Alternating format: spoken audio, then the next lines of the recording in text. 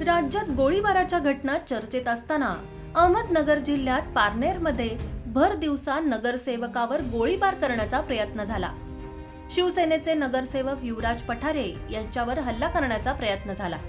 आरोपी हा अल्पवयीन असून पोलिसांनी त्याला अटक केली आहे। पठारे याच्यावर झालेल्या हल्ल्याचं कारण अद्याप समोर आलेलं नाही। पोलिसांनी आरोपीची चौकशी सुरू केली आहे। गावठी कट्ट्याचा या हल्ल्यामध्ये वापर करण्यात आला होता। पोलिसांनी कट्टा ताब्यात घेतला आहे। पारनेर शहरातील मुख्य स्थानकाच्या परिसरातील हॉटेल दिग्विजयमध्ये युवराज पठारे आपल्या समर्थकांसोबत येत होते। युवराज यांच्या येण्याआधीच काही तरुण त्या ठिकाणी येऊन बसले होते। ज्यावेळी पठारे हॉटेलमध्ये आले तेव्हा तिथेच बसलेल्या तरुणांपैकी एकाने उठून गावठी कट्टा पठारे यांच्या छातीला लावला। पिस्तुलाचा खटका आरोपीने दाबला, मात्र फक्त आवाज झाला, गोळी चालली नाही। त्यानंतर पठारे यांच्या समर्थकाने कट्टा हिसकावून घेतला।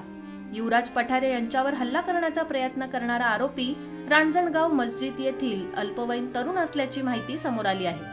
आरोपी सोबत असलेले दोघे जण तिथून पळून गेले। उपस्थितांनी आरोपीला चोप देऊन पोलिसांकडे दिला आहे। पोलीस आता चौकशी करत असून या हल्ल्यामागचं कारण काय, कोणाच्या सांगण्यावरून त्याने हा हल्ला केला आहे का, याची चौकशी केली जाणार आहे।